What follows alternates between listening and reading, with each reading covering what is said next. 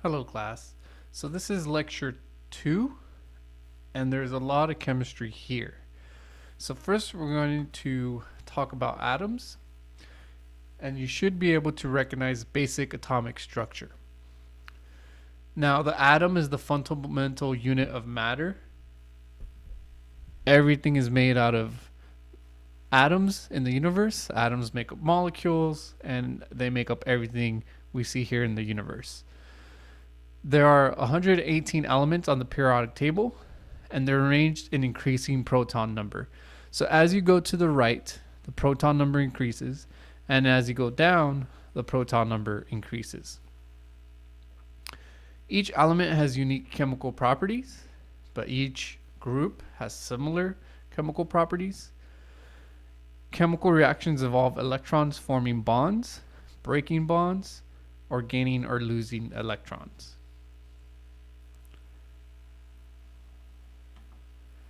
Now, the nucleus is composed of protons and neutrons, with electrons orbiting the nucleus. Now, protons are going to be positively charged, hence protons, positive. Neutrons are neutral, they have no charge, neutron, neutral. And electrons are going to be negatively charged. So here we have an atom. In the middle, the nucleus, we can see protons and neutrons. Protons are positively charged, neutrons are neutral. And around the atom, around the nucleus, you have electrons orbiting the nucleus. Now, we talked about charge. So proton is +1, neutron is 0, neutral, electron is -1. But we could also talk about the mass. So for proton, it has a mass of 1, right? We're just saying that proton is a mass of 1. That's how you define mass as far as atomic mass units. And so neutron's going to have the same mass, 1. And electrons are so tiny compared to these two, we say that it's going to be 0. Because it's so tiny, we just say it's 0 to save time. Now, atoms are neutral, and they have an equal number of protons and electrons. So if you have 5 protons in an atom, you're going to have 5 electrons. And that means you have a charge of +5 and also a charge of -5 from electrons. So that's going to bring your total charge to 0, which means you're neutral. Now, every atom is going to have isotopes, and so that's going to be atoms with the same number of protons, but they differ in the number of neutrons. So they're going to be the same element, right? The number of protons you have defines what element you are. But not all atoms of, say, like carbon or something is going to have this exact same number of neutrons. The number of neutrons are going to differ. And so what defines an element is the number of protons, but each element can have a different number of neutrons. And those different number of neutrons, those types of atoms are called isotopes. Now, when we look at a periodic table, we could see atomic number, and that's going to be the number of protons in an atom. So, for example, carbon is number 6. It has atomic number 6. And that's because it has 6 protons. On the bottom of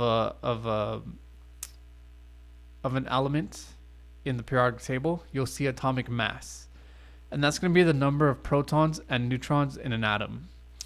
So if we have 6 protons in carbon, we'll also have 6 neutrons in carbon, which brings the atomic mass to 12. Now, some of those atoms in carbon are going to be isotopes. So instead of having 6 neutrons, some will have 7, right? And so that's an example of an isotope. Now, the periodic table arranges elements in increasing atomic number. So as you go to the right, that atomic number goes up. As you go down, that atomic number goes up. Atomic masses on the periodic table are in decimal form to account for the variation of isotopes in an element. So when you see an element in the periodic table, the atomic mass is always in a decimal form. And that's because some of those atoms are going to be isotopes. Some of those atoms are going to have a different number of neutrons. Now, the periodic table arranges similar elements in vertical columns called groups. So these groups, they have similar chemical properties, right? They act similar to each other. And the horizontal rows are going to be called periods. Now, atoms with similar properties have the same number of valence electrons, which are the bonding electrons. These are the electrons involved in chemical reactions. And since they have the same number of valence electrons, this gives them similar chemistry, which is why anything in a group is going to act very similarly because they have the same number of electrons, valence electrons. So here we have a periodic table, right? If we go down, these would be called groups, these columns. So this is group 1, group 2, group 3, group 4, etc., etc. The rows are called periods. So period 1, period 2, period 3, period 4, etc. Now, if you look at an element, so let's look at calcium. We see three things. We see the first number 20, we see Ca, and then we see a number on the bottom that's 40.078. The first number is the atomic number, and that's how many protons you have. So here we see calcium has 20 protons. Ca is just the symbol for calcium. So if you see Ca, that means calcium. And then the bottom number, 40.078, is going to be the atomic mass. So that's going to be the number of protons plus the number of neutrons. So here, if we have 20 protons, that means we also have to have 20 neutrons in order to have that atomic mass. Now, it's in decimal form, 40.078. That means that most calcium atoms are going to have 20 neutrons, but a couple of them are going to have 21, right? So that's going to account for that variation. All right, so this is everything I explained. Atomic number, number of protons, atomic symbol, the symbol of the element, and atomic mass, that's protons plus neutrons. So how many protons does helium have? It's going to have 2. That's the atomic number. How many neutrons does it have? Will be the atomic mass minus the atomic number. So 4 minus 2, which will be 2. So it has 2 neutrons. How many electrons does it have? So remember, an atom is neutral, so it doesn't have a positive or negative charge. So that means that the number of protons has to be equal to the number of electrons in order to create a zero charge, a neutral charge. So if we have 2 protons, that gives us a charge of +2. That means we have to have 2 electrons to cancel out that +2 to give us a charge of 4. So that'll be 2 electrons. So we can do this here for beryllium. All right, how many protons does beryllium have? Well, that'll be 4 right here, 4 protons. How many neutrons does it have? Well, it has 9 for atomic mass, an atomic mass of 9. So if you subtract 4 from 9, you get 5. So it will actually be 5 neutrons. And how many electrons would it have?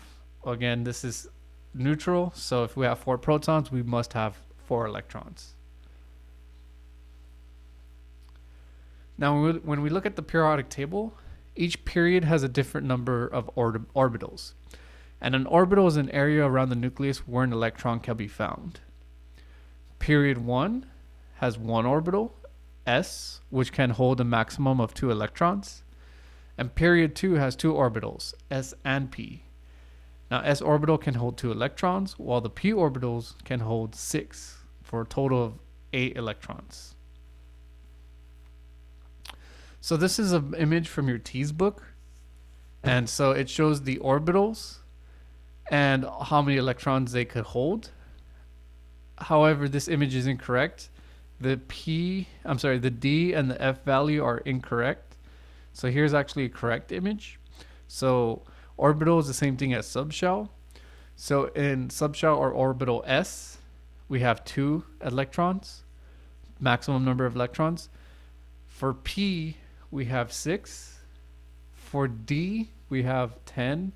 And for F, we have 14. So these increase by 4. So the first one is 2, add 4 is 6, add 4 is 10, add 4 is 14.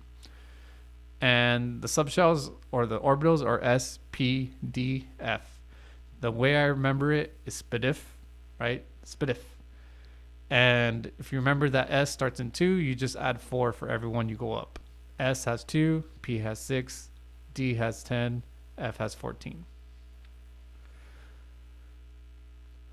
So here we have a periodic table. And so where are these orbitals found? So S orbitals will be the stuff on the left-hand side, right? So you fill up your S orbitals before you fill up your P. So you're going to fill up your S orbital first, then you're going to go to your P orbitals on the right-hand side. D orbitals will be for things like the transition metals, and then F orbitals are the things down here. D and F are not commonly used in biology. A lot of the stuff we use in biology are kind of up here, right? We have hydrogen, we have carbon, nitrogen, oxygen, chlorine, sodium. So a lot of the stuff that we use in biology are going to be in the S and P orbitals. Now, hydrogen and helium only have an S orbital. So helium's placed over here because it acts very similarly to everything else here in group in this last group. These are the noble gases, and these are called noble gases because they're not very reactive. This is because their valence electron shell is filled, and I'll cover that in a bit. And so they don't undergo a lot of chemical reactions. Now, helium only has one orbital, the S orbital, and it fills up very quickly because you only have 2 electrons. And so helium, even though it's all the way over here when you count valence electrons, it only carries 2. And I'll show you an example of that in a bit. All right, so the first shell, so to not be confused, we have both shells and orbitals. And so in a shell, we can have different orbitals. So in our first shell, it only has an S orbital. And so this is only going to hold 2 electrons max. So here we have an atom, here's the nucleus, here are the electrons around the nucleus. In the first shell, we have 2 electrons. And that's because we only have an S orbital.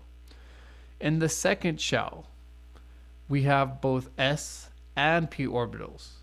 Now S holds 2 electrons, P holds 6. So that means we could have 8 electrons max on the second shell.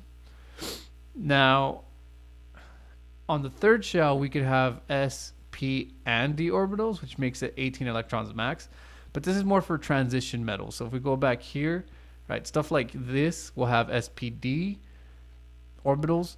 But if you're looking at stuff on the sides, you're going to be dealing more with S and P. So your third shell will also have 8 electrons, and so will your fourth shell. So what are valence electrons? These are the outermost, the electrons in the outermost shell of an atom, and they're involved in chemical reactions. So anytime we have any chemical bond, whether we make a bond or break a bond, the valence electrons are the ones that are responsible. Those are ones that are being shared or being moved, given, or taken. Now, atoms are stable when they have when they have full valence shell, just like noble gases. So you want to become stable as an atom. And so to become stable, you want to have a full valence shell. And so to become a full valence shell, you're either going to lose or gain electrons. And when you lose or gain electrons, you become an ion. An ion is something that has some type of charge. So you're no longer neutral, right? You don't have a charge of 0, or you're not neutral anymore. You now have a positive charge, so you have more protons than electrons, or you're negatively charged, so you have more electrons than you do protons. If you're in a negatively charged ion, that's called an anion. If you're a positively charged ion, that's called a cation. Now, atoms with more than 4 valence electrons tend to gain electrons, and this is, the path of least resistance. If you have 5, 6, 7 electrons, you only need, 1, 2, or 3 more electrons to reach noble gas status, which would be S and P together, which would be 8 electrons in a valence shell. Now, atoms with less than 4 valence electrons tend to lose electrons, and you want to give away all your electrons in that shell so you could go down to a bottom shell. So if we look here, right, say we have 8 electrons, say we have 7 electrons. You want that extra one to fill up the shell. If you had, say, 1 electron, you want to give that one out so you could go down a shell, and this one will be full, and you won't be very reactive. So you'd reach noble gas status. All right, so 2 types of bonds we need to talk about. We have ionic bonds, and these are bonds formed through the transfer of electrons. So anytime we give or take an electron. Now, ionic compounds dissolve in water, and they conduct electricity. And this is a bond formed between metals and nonmetals. Covalent bond. So this is a bond in which electrons are shared. Now, this is a bond formed between nonmetals. So if we look at a periodic table here, we have a breakdown of these elements. So we see on the left, we have hydrogen. We also have alkali metals and alkali earth metals. On the right, in the white, we have nonmetals. So carbon, nitrogen, oxygen, fluorine, chlorine, sulfur, phosphorus, silicon, all of these, those are nonmetals. So I said earlier, ionic bonds are formed between metals and nonmetals, and covalent bonds are formed between nonmetals or gases. So if you look here, right, we're ignoring the middle, transition metals. If we look at the left, everything here are metals. Hydrogen is not a metal. It's here just as hydrogen, but you can think of that as a gas. And so we said ionic bonds, anything with metal and non-metals. So anything on the left, excluding hydrogen, meaning anything in the white over here.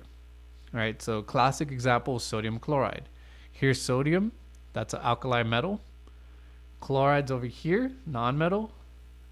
Sodium chloride, right? Table salt, that's an ionic compound. You add salt to water, it dissolves, conducts electricity. Now, covalent bonds, nonmetals and nonmetals. So something like H2O, right? Here's hydrogen, you consider that a gas, and 2 oxygens, H2O, covalent bond, sharing of electrons. Let's see, what else? Methane, right? CH4, covalent bond. CO2, 2 oxygens and a carbon. Non-metals, so that will be covalent bonds. So anything non-metal here with hydrogen, anything mixing here will make a covalent bond. Anything on the left here, the metals over here, will make a ionic bond. So here's just showing the valence electrons, how to count them. So again, group 1, group 2, right? And then here we have 3, 4, 5, 6, 7. And then the last group, we have 8 valence electrons. This means we have a full shell. Notice helium only has an s orbital, so it only has 2 electrons. But we put it over here because it acts very similarly to these other noble gases. So what does an ionic bond look like? So here's an example between sodium and chlorine. And so you could see here, we have on sodium, we have 3 shells. We have the first shell, just has s orbital, so only has 2 electrons. We have the third shell, which has 2, 4, 6, 8, right? That's S and P. And then we have a third shell, and the third shell only has 1 electron. So it's very unstable what it wants to do is go down a shell, because this shell right here is very stable, has 8 electrons. It's full. And so what it's going to do is when it meets a chlorine atom, it's just going to give up that one valence electron to chlorine. Now chlorine, you see, has one, two, three. It has 3 shells. First shell S, second shell S and P, third shell S and P, but it's missing one. It has 1, 2, 3, 4, 5, 6, 7, so close to that 8, but it's missing one to fill up its shell. And so it's the easiest way to go get a full shell would be for sodium to give one up and chlorine to take one, and that will give each one a full shell. So then when that happens, sodium goes down a shell, it has a nice full shell, so this is nice and stable. Chlorine gained an electron, it filled up its outer shell, and now it's nice and stable. And what happens is here we gave up an electron, so this sodium becomes positive, so it becomes a sodium cation, and the chlorine becomes a chloride anion because it gained an electron, so it becomes negative. Here's a couple examples of covalent bonds. Right, so here we share electrons. So hydrogen has a 1 valence electron. Oxygen has 6, so hydrogen needs 1 more each, and oxygen, since it has 6, it needs 2 more to fill up for 8. So what they're going to do is they're just going to share, right? So if hydrogen shares 1 from itself, the other hydrogen shares 1 from itself. Here we can see 1 from hydrogen, 1 from oxygen. This fills up hydrogen's S orbital, the first shell. So there's 2, so that's fine. Same with this hydrogen.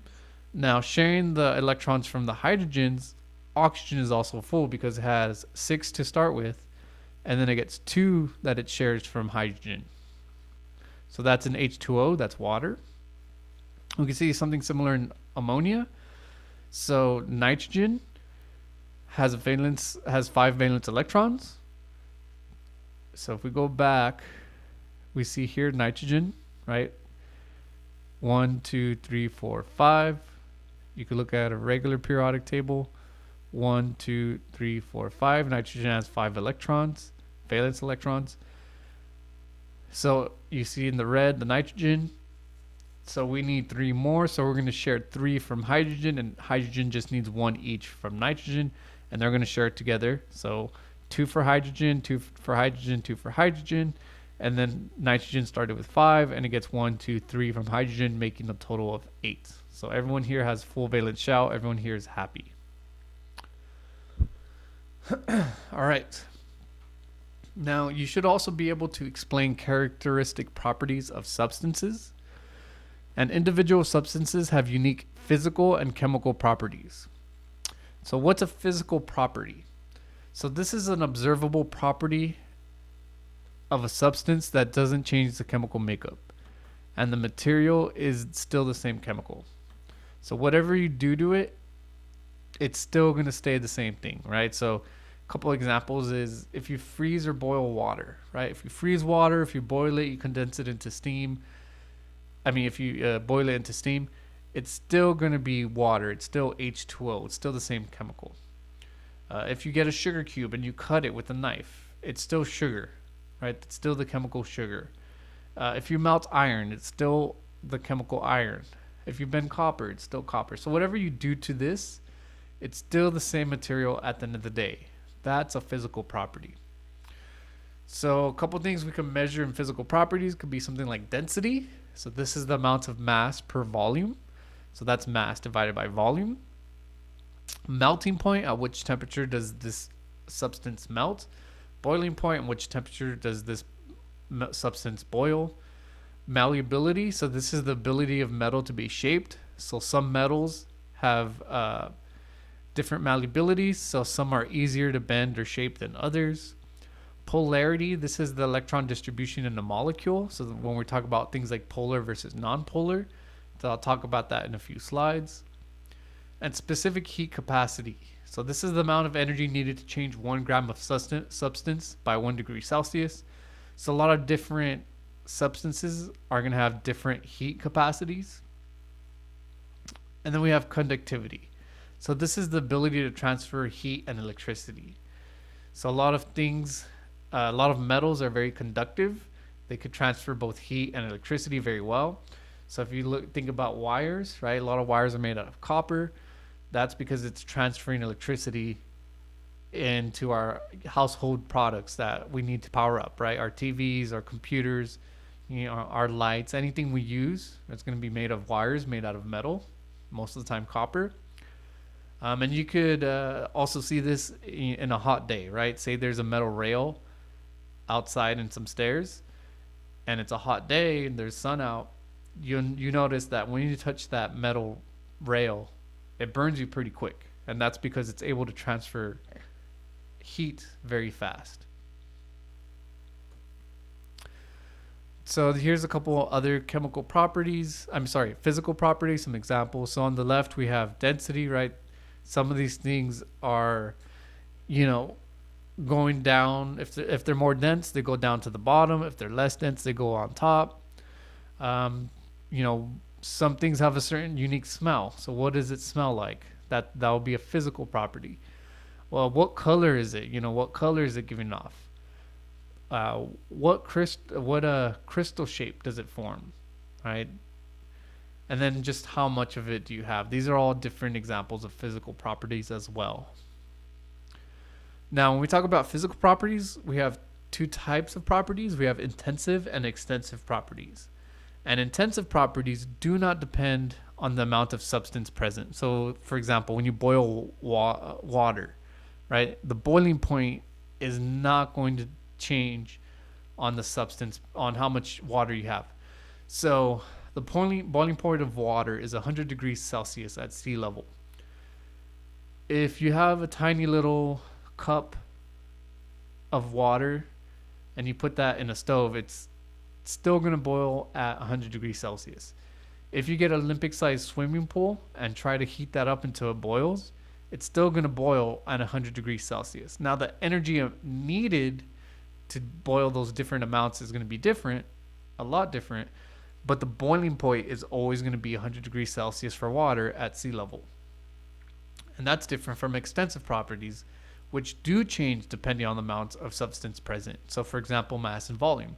So if I take my same examples, right, a little cup of water, that's going to have a certain mass and volume that's going to be very small compared to Olympic size swimming pool, which is going to have a mass and volume that's going to be very, very large. So a couple examples of intensive and extensive properties. So intensive, taste, color, hardness, boiling point, melting point, density. All those things are not going to change just because you have a little bit or a lot. All those things are always going to be the same no matter how much of that substance you have. The opposite, extensive, does change with how much you have. So, for example, length, width, surface area, volume, mass, weight, all those things are going to change if you have more or less. So those are all physical properties. Now we have chemical properties. And so this is the chemical reactivity of a substance. And it's going to result in a brand new chemical substance. So a couple examples could be, when you burn something, or when you react a chemical with another chemical, or when you oxidize. All these things are going to produce a brand new substance. So, when you react zinc with acid, say it's hydrochloric acid, that zinc is going to turn into zinc chloride. So now it's a brand new substance, right? Something brand new.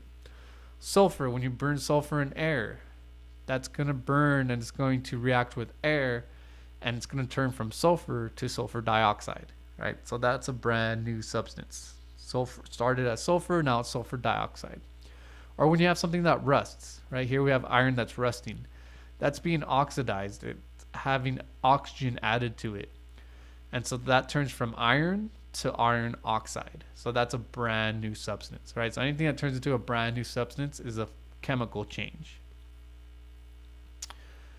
Now, you should be able to use physical properties to identify a substance. So if the TEAS gives you a question like what element has a density of 1.85 grams per centimeter cubed, you should be able to look at a chart like this and be able to say what element that is, right? So if it asks you a question like this, you have to see, okay, what element has a density of 1.85 grams per centimeter cubed? So it's asking for density. So you look at here on your chart And here we have atomic number, symbol, name, first ionization, energy, electronegativity, melting point, boiling point, density. So here we have density, right? And so it's going to be telling me the different densities of these elements. So it's asking what element has a density of 1.85 grams per centimeter cubed. So we just got to look at these numbers, right? 0.00082, 0.000164, 0.534, 1.85. Here we go. So 1.85. So here we have a substance, an element that has density of 1.85 grams per centimeter cubed. So what element is that? So we go to the left and we see that's beryllium. So if you get a question like this on the T's, this is how you would answer it, right? So say they ask you what has electronegativity of 4.0. So here we have 4.0. You go to the left, you would see that it's fluorine. So that would be the correct answer. So be able to read charts, be able to read graphs, and get an answer when you look at it. Now, one thing that's very important to note when we talk about chemicals is how special water is and all of its unique characteristics. So water is H2O. It has two hydrogens attached to an oxygen. It's a covalent molecule. So we're sharing electrons.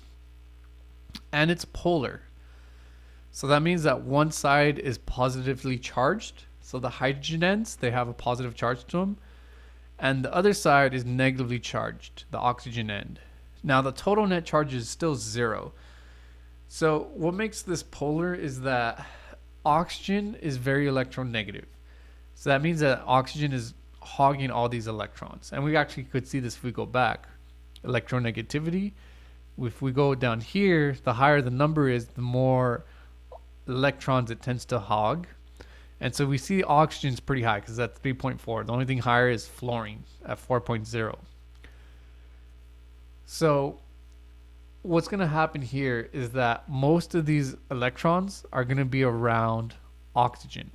Now this is not an ion, right? This still has the same number of protons as it does electrons, but most of these electrons are hanging around this oxygen. Since the electrons are not around, or there's less electrons around the hydrogens, this end tends to be more positive because there's not that many electrons, and this end tends to be more negative because there's a lot more electrons here. So that's what it means to be polar, right? You have an unequal distribution of electrons. Now the opposite would be a nonpolar molecule, and that's when we have electrons more evenly distributed. So you have electrons kind of all around the molecule, but they're more evenly distributed, so they're not just on one side. Now, why is that important? Well, water's polarity, the fact that it makes a positive end and a negative end, allows it to form hydrogen bonds. And these hydrogen bonds show both cohesive and adhesive properties. So we've talked about hydrogen bonds before. And so when you see two or more water molecules together, you tend to get an attraction between the negative end of oxygen of one molecule and the positive end of a hydrogen portion of another water molecule. So you see that this part's negative, it's going to be attracted to this part, which is positive. And so that would be a hydrogen bond, that attraction. And so this could happen between lots of molecules, right? Here we have 4 molecules that are all hydrogen bonding together. And each one could actually have 3, each water molecule can be hydrogen bonded to 3 other water molecules. And each one of those can be bonded to 3 water molecules as well. So what is cohesion? Cohesion is going to be the clinging of like molecules, in this case water. So cohesion is anytime you have water clinging to water. Adhesion is going to be the clinging to unlike molecules. So instead of water, it could be, carbohydrates, it could be a leaf, it could be a web, whatever it may be. It just has to be unlike. It has to be not water. So in this little cartoon here, you could see the difference between cohesion and adhesion. So cohesion between like molecules, so two water molecules, you see they're holding hands right here. And then adhesion, they're adhering or they're clinging to an unsimilar molecule.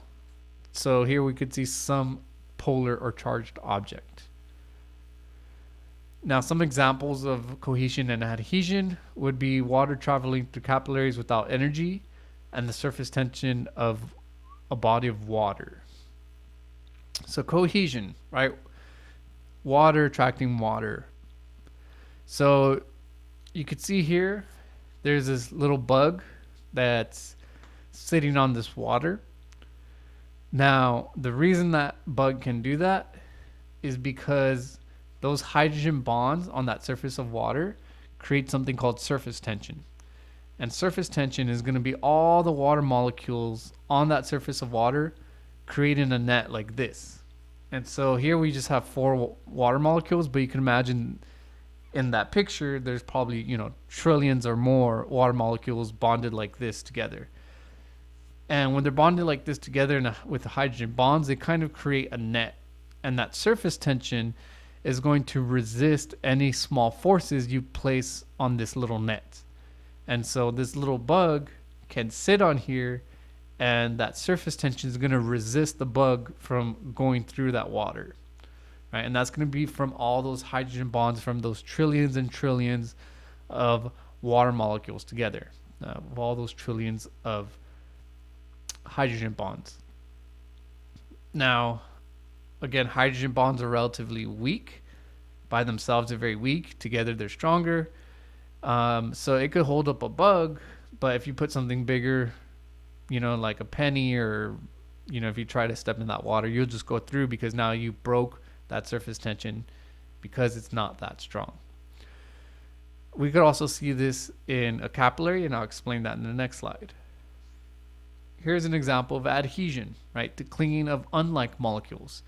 So here we have a spider web. There was probably some morning dew or something, and this water collected on that web. And notice that it's not falling off, right? It's kind of clinging on there and hanging on onto that spider web. So that's an example of adhesion. Now we see both cohesion and adhesion in a capillary tube.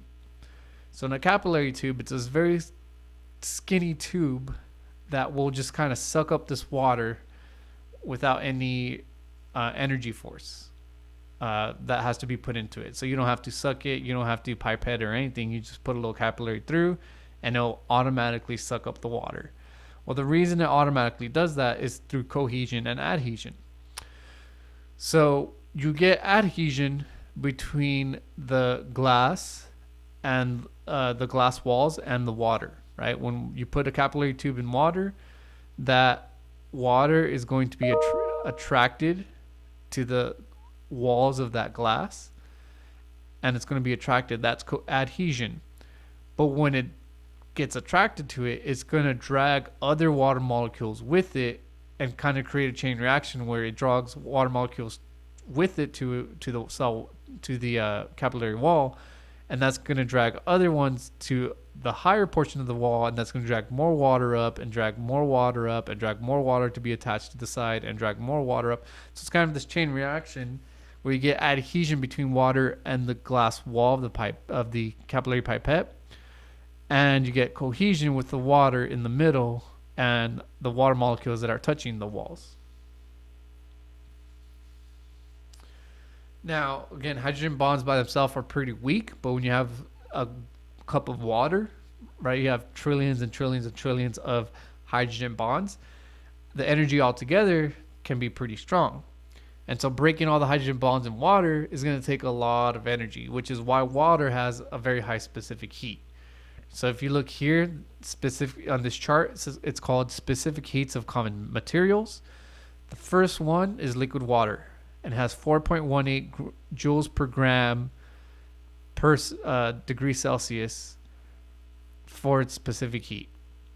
Now, if you look at solid water, which is ice, water vapor, they tend to be about half. But if you look at these other materials, it just keeps going down. And if you look at the bottom, iron, copper, lead, these have very small specific heats. And what that means is you need less energy to warm up these items, these substances. So liquid water is going to require a lot of energy, right? It's the one that requires 4.18 joules per gram per Celsius, per degree Celsius. And all these are a lot less, right?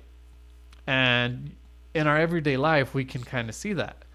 So say you put out a pot and you want to warm up that pot, right? You turn on the fire in your stove, and if it's just the pot alone, maybe you have a copper pot, iron pot, or something, it's gonna warm up pretty quick, within like a minute or something like that. Now, if you get that same pot and you fill it up with water, if you have a very big pot, it could take a long time to warm up that water, right? 20, 30 minutes, depending on the size. And that's because the difference in specific heat.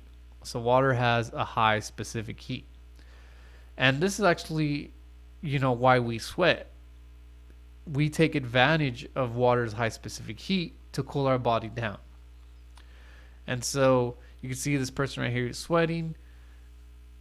When your body overheats, it releases sweat into your skin. Now, when that sweat evaporates off your skin, it's taking a lot of energy with it in the form of steam. So, in order for water to turn into steam, it's going to need a lot of energy. And once it turns into steam, that steam is going to contain that energy that it needs to turn into a gas. And so when that water evaporates off your skin and turns into steam, you lost not only water, but energy as well in the form of heat. And so that's a way where you can lose heat and cool your body off, right? So this is why we sweat. Now, if that sweat rolls off your chin, if you wipe that sweat off, it's no longer going to evaporate and turn into steam and take that energy with it. So when that happens, when the sweat on your skin is not allowed to evaporate, then you're not losing energy, you're just losing water. So sweating is how our body cools itself down. A couple other unique facts about water. Ice floats on water because it has a lower density than water. And so that's kind of opposite when we think about phase changes. So when you go from a gas to liquid to solid, usually those things get more dense. But because of the shape of water, because of how it interacts with other water molecules, ice tends to be less dense than water. And this is why when you see nature, you see in nature that icebergs will float, right? So icebergs will float because it has less density than water. If you look at a frozen lake or pond, you'll notice that it's not frozen solid. It's just the top layer that's frozen. So the top layer will freeze and it'll kind of insulate the bottom, so a lot of living organisms can still survive and live, and they'll be insulated from the extreme cold. It'll still be very, very cold, but it'll be colder on top, and you have this ice floating on top. And one thing that's very important for our biology is that water is a universal solvent. So a lot of things dissolve in water, right? So if you look at our blood has things like red blood cells, white blood cells, and plasma. Plasma is all the liquid portion, right? It's the water and all the sugar and salt and stuff. So in plasma, besides water, you have all the things dissolved in it, like salt, sugar, amino acids, proteins, all these little tiny things that need to be dissolved in our blood, that need to be transported around the body. If it couldn't be dissolved, it would be very difficult to get it around the body in the blood. So because water is a universal solvent, it makes things very easy for our body as far as transportation. So all of these things are very important to biology. And in water, we could get things like diffusion and osmosis. And diffusion and osmosis are important processes to move molecules across fluids and membranes. So what is diffusion? Now, diffusion is the movement of molecules from an area of high concentration to an area of low concentration. and it does not require energy. This passively happens. Now, osmosis is going to be the diffusion of water through a membrane. So it's going to be from area of high concentration to area of low concentration. And it's usually done through aquaporin proteins. So these are going to be little protein channels that allow water to go into or out of a cell very quickly. Now, this is passive, meaning we don't have to use any energy.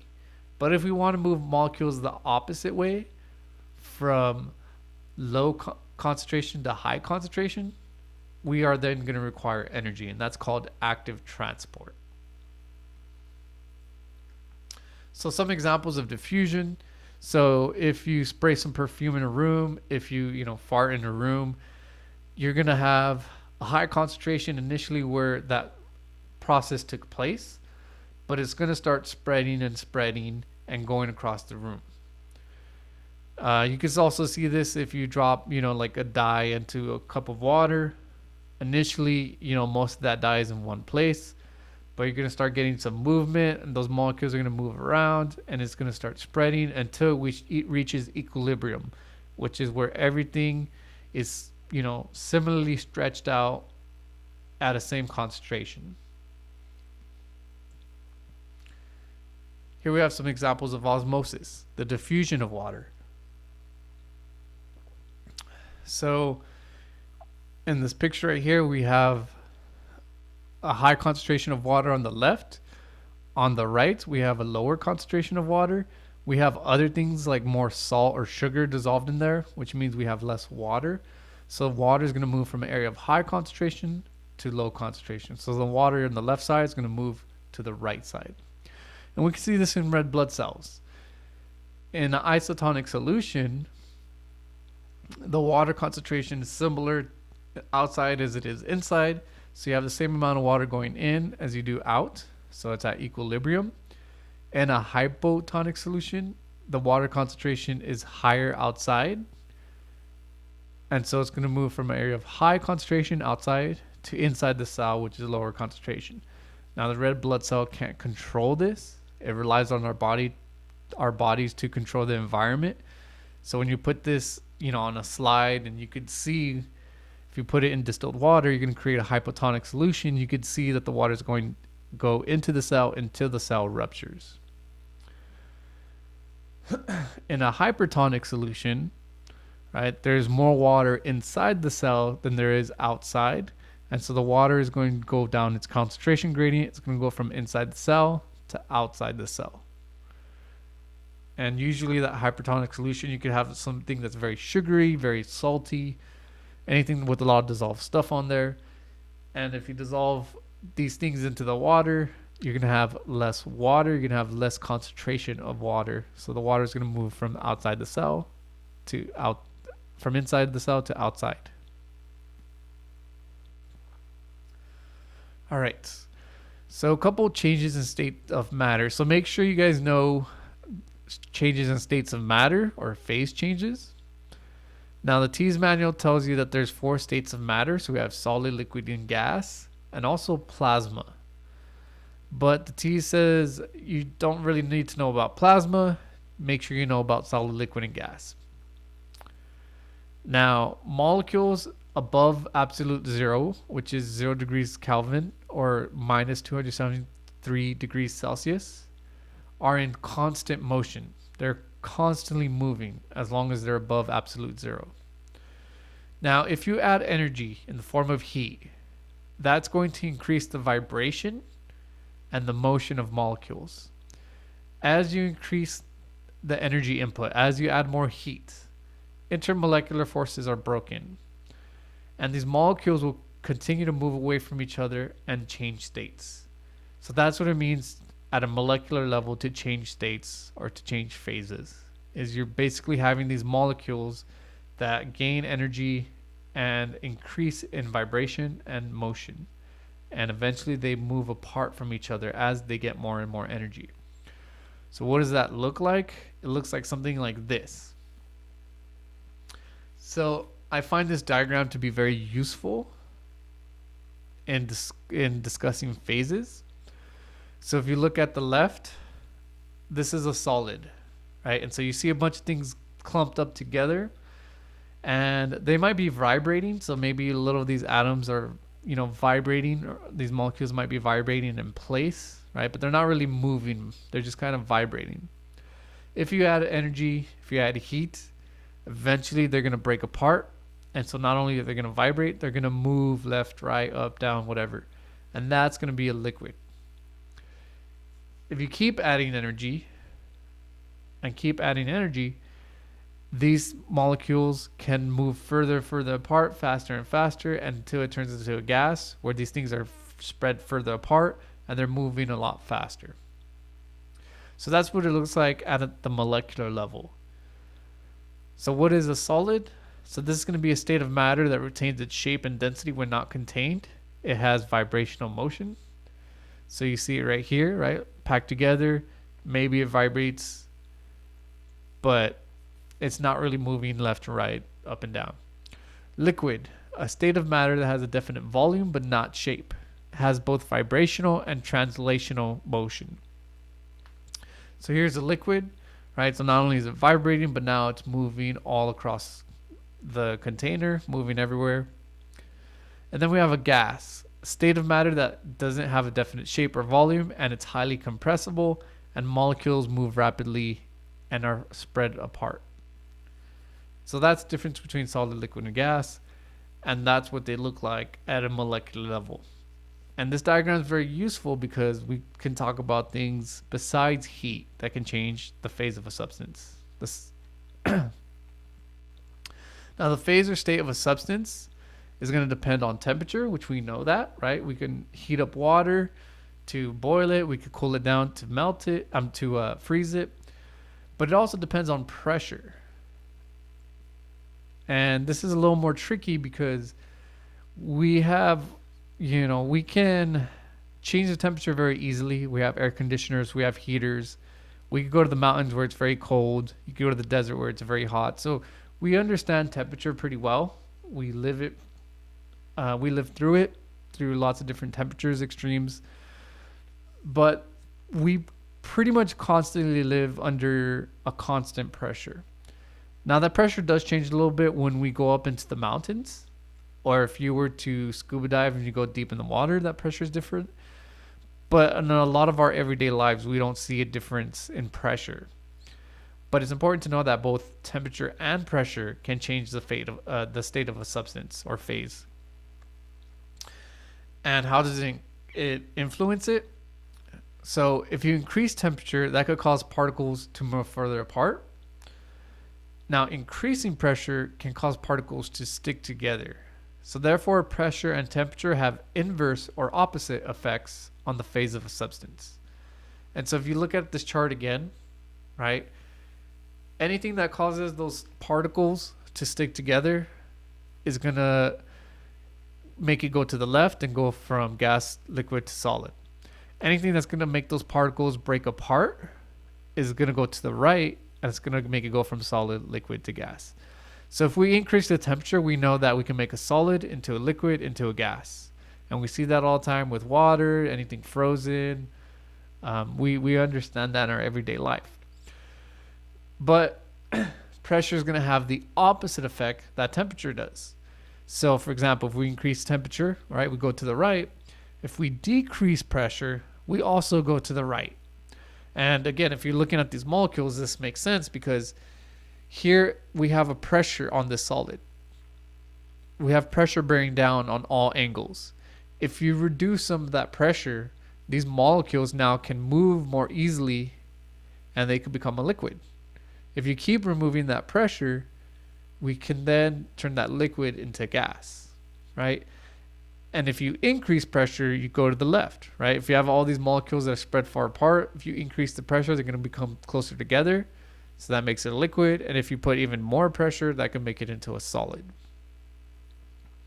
And we can see this in a phase diagram. So in a phase diagram, we could see the phases of a substance under different pressures and temperatures. So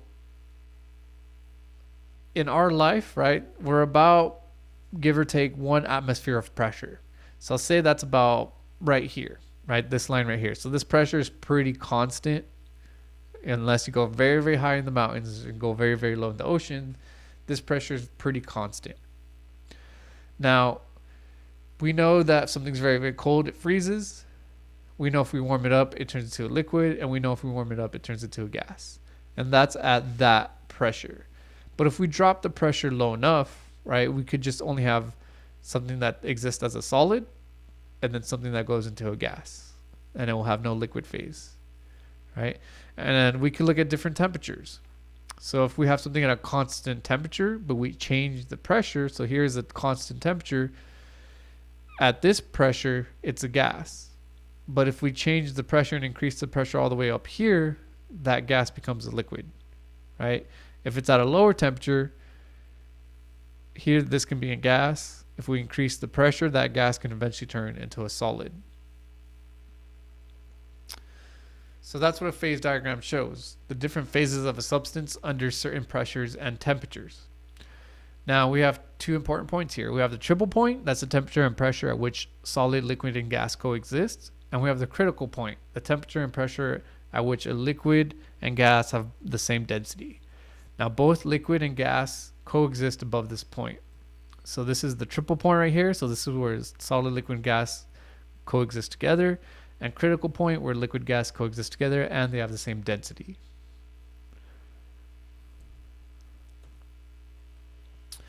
Now, anytime we transition in phases, we have a name for that. And so most of these you guys will know. So for example, melting. So that's going to be a transition from a solid to a liquid. Boiling, that's a transition from a liquid to a gas. Condensation, that's a transition from a gas to a liquid. Freezing is a transition from liquid to solid. Now the ones we don't see a lot in our everyday lives is going to be sublimation and deposition. Sublimation is going to be a transition from solid to gas. So you skip that liquid phase. And deposition is a transition from gas to solid. So again, you skip that liquid phase. So some examples, right? So melting, if you leave an ice cube on the counter, it'll melt, turns into water. Boiling, so if you put a pot to boil, it starts boiling and that water starts turning into vapor. Condensation, so when it's winter, and you wake up in the morning to go to your early class, you notice that your car is full of condensation. So all that vapor, water vapor, hit the very cold car and it turned into a liquid form. Freezing, so you throw things into the freezer and it'll freeze. Sublimation, so here we have dry ice. And so if you worked with dry ice before, you notice that dry ice, very, very cold. In fact, you can't touch it with your bare hands because it'll burn your hands. So you're supposed to wear gloves when you touch dry ice. Now, you'll notice that dry ice doesn't melt. If you have a container of dry ice, you see that it smokes. And if you were to leave it out for a couple hours, you'll notice that it never melts. It would just kind of keep smoking and smoking and it will start disappearing. And that's because it's sublimating. It's transitioning from a solid to a gas. And deposition. So if it's, say it's a very, very cold winter day somewhere in the mountains or somewhere very, very cold, instead of getting condensation where you have water vapor hit the window and it turns into water, it's going to be so cold that it's going to turn straight into ice, right? Straight into a solid. Now I was talking about pressure and temperature on the phases of substances. So a good example of that is dry ice, right? The way they make dry ice is they fill up a giant container with liquid carbon dioxide. That's what dry ice is made out of. And so they fill up this really big container with liquid carbon dioxide and they just have this giant machine that just presses it down. So they just press it down and they have a huge amount of pressure they're added to the container and that liquid turns into a solid. Right? That's because using higher pressures. So that's an example of that.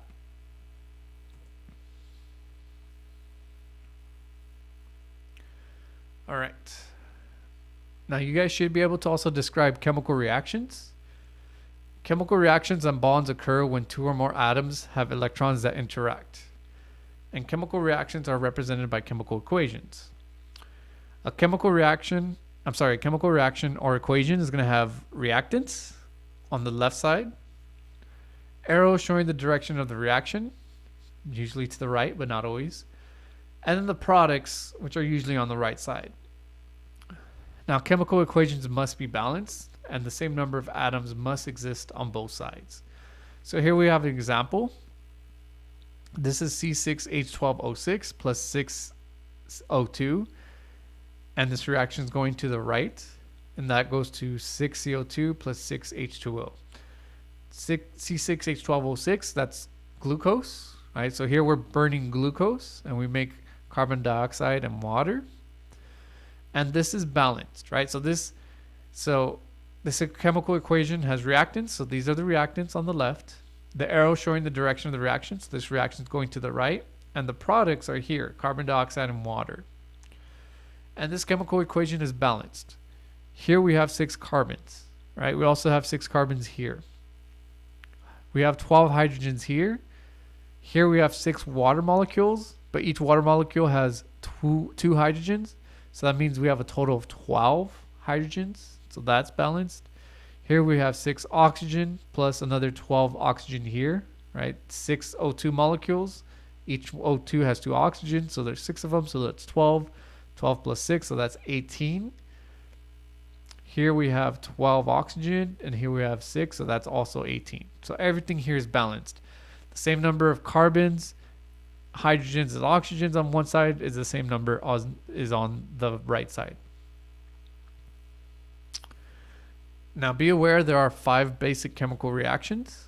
We have synthesis, decomposition, single replacement, double replacement, or combustion. So some of these also have different names. So synthesis, also known as combination, that's A plus B goes to AB. So you just combine, or you synthesized or made something by just adding it together. Decomposition is going to be the opposite, where you have something and it breaks down, it decomposes into its parts. Single replacement or displacement. So here you have A plus BC. You're just going to switch one of those partners, so you then go from AC to plus B. Double displacement. This is where you have 2 partners. Each species has a partner, and they're just going to swap partners. So AB plus CD goes to ED plus BC. And then we have combustion.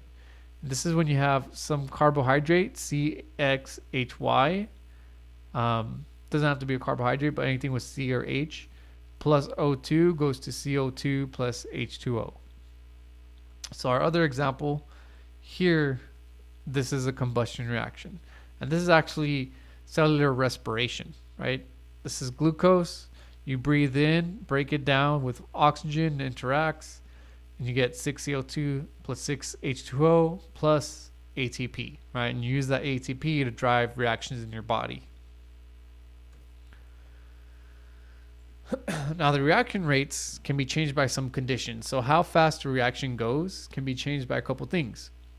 So the pressure, the reactant and substrate concentration, temperature, and the presence of catalysts. So these conditions can speed up or slow down reactions. Now, increasing the temperature of an endothermic reaction, this is where heat is a reactant, will increase the reaction rate. And that's because increasing the concentration of reactants in general increases the reaction rate.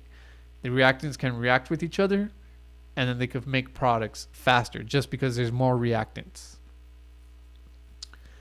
Now, increasing the temperature of an exothermic reaction where heat is the product tends to decrease the reaction rate. And that's because what I just said, the opposite is also true. Increasing the concentration of products tends to decrease the reaction rate. And that's because the products tend to get in the way of the reactants, so that the reactants have a harder time reacting with each other. Now, catalysts speed up the rate of reactions by lowering the activation energy. So a catalyst speeds up the rate of a reaction, but it does not make a reaction occur that would never have occurred otherwise, right? So it's not making a reaction occur, it's just making it occur faster. And if you remember a biological catalyst, that's called an enzyme. So we covered catalyst already, but we covered it in biology, which is an enzyme, which is made of protein. Now, a special type of reactions are oxidation and reduction reactions. Now, originally when they discovered this, they used the term oxidation for the gain of oxygen, but they discovered that other elements can oxidize things. So they changed the definition from the gain of oxygen to the loss of electrons. So you can remember oxidation by saying the word oil, which stands for oil is loss of electrons. So if you're some kind of substance or some kind of element and you lose electrons to something, then you became oxidized. The opposite is reduction, and that's the loss of oxygen or the gain of electrons. And how do you remember that? RIG. Reduction is gain of electrons. So when we talk about oxidation reduction reactions, you want to know oil, oxidation is loss of electrons, and RIG, reduction is gain of electrons. So if we look on this picture on the left, right, this is oxidation by gain of electrons. So here we have magnesium, copper oxide plus magnesium. It goes to the right. Then we have copper plus magnesium oxide. So this is a single replacement reaction. And magnesium became oxidized because it got an oxygen atom. Copper got reduced because it lost oxygen. Now, if you look at the electrons, so if you remember, oxygen has 6 valence electrons. It needs 2 more to fill up its shell. So it's going to take those 2 from copper. So in copper oxide, copper is actually +2 because it's missing 2 electrons from oxygen. Now, when it interacts with magnesium, oxygen is going to go over to magnesium, and copper is going to get its 2 electrons back, and oxygen is going to get 2 of those electrons from magnesium. And so copper is reduced because it's going to gain electrons, right? It's getting electrons back. And magnesium is going to be oxidized because it's losing its electrons.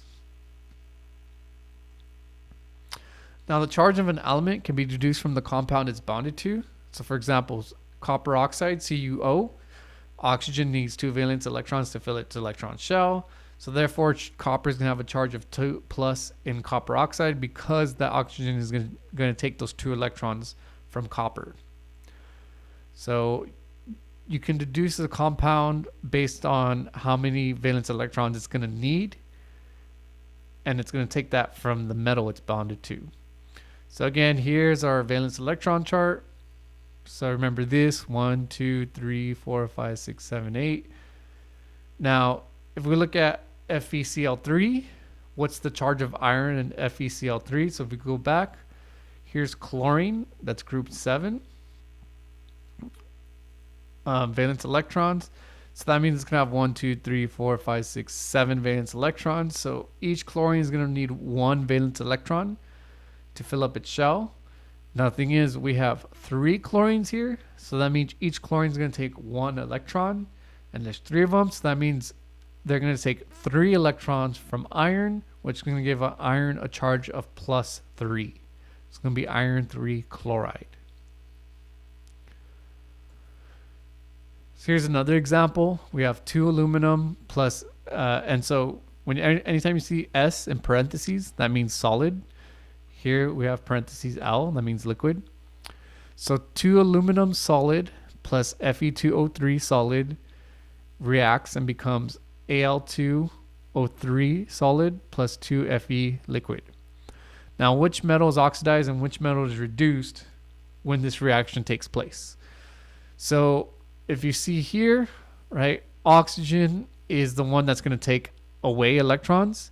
And so it's going to, on the left, aluminum is by itself. On the right, it's going to be bonded to oxygen. So that oxygen is going to be taking away electrons from aluminum. So that one is going to be oxidized. So aluminum's oxidized. It's going to lose 3 electrons to each iron. And then iron is going to be reduced because now the oxygen is going to move from iron to aluminum, and it's going to get those electrons back. So you see 2Fel. So anything that's electronegative, like oxygen, fluorine, chlorine, those things will oxidize other materials.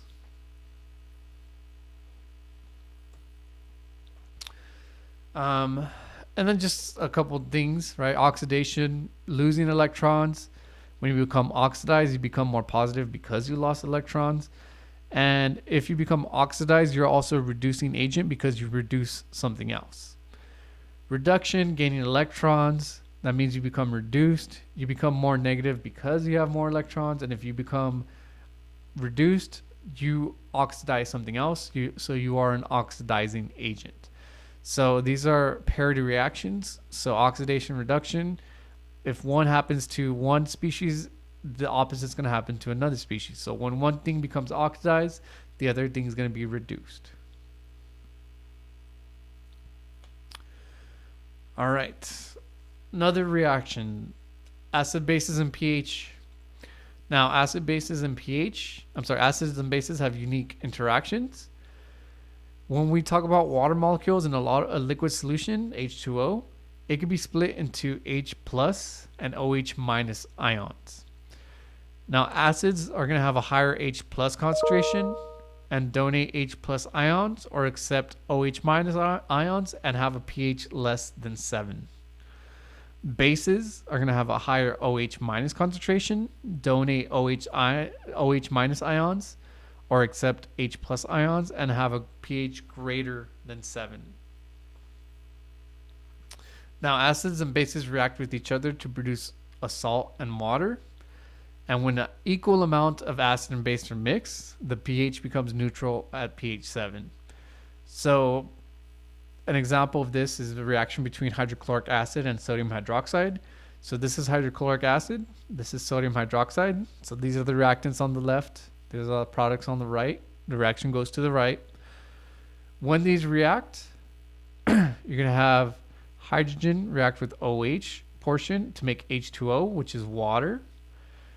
And then Cl react with Na to make NaCl. And you can see that this produces a salt and water. So here's the salt, here's the water. If this is an equal amount, so say this is a 1 molar solution and this is a 1 molar solution, so it has an equal number of atoms.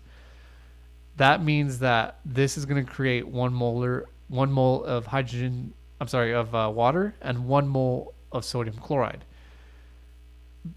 That means that the pH is going to be neutral at 7, because now the H plus concentration, the OH minus concentration, is going to be at pH 7.